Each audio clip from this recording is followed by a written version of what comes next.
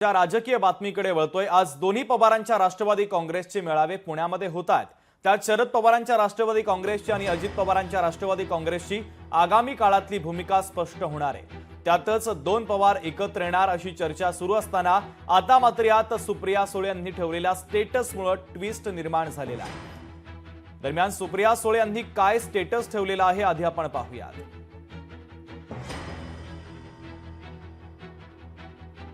तर सुप्रिया सुळे यांचे हे व्हॉट्सअप स्टेटस आता चर्चेत आहेत।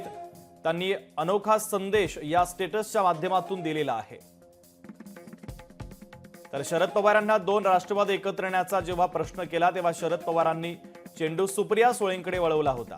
असं असताना आता पक्षाच्या मेळाव्यापूर्वी सुप्रिया सुळे यांनी हे स्टेटस ठेवल्यानं दोन पवार एकत्र येण्यासंदर्भात सुप्रिया सुळे फारशा उत्सुक नाहीत का अशा चर्चा देखील याच निमित्तानं सुरू झालेल्या आहेत।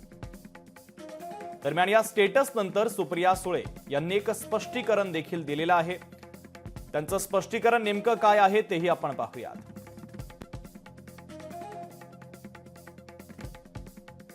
माझ्या आईने मला जो सल्ला दिला तो काल मला विमानात बसवल्यावर आठवला, तो मी ट्विट केला। अभि मी व्हॉट्सअपवर माझा पर्सनल स्टेटस येतो। एका सशक्त लोकशाहीमध्ये स्वतःचं मत मांडणं ह्याच्यात गैर काय, आणि एक भावना असते।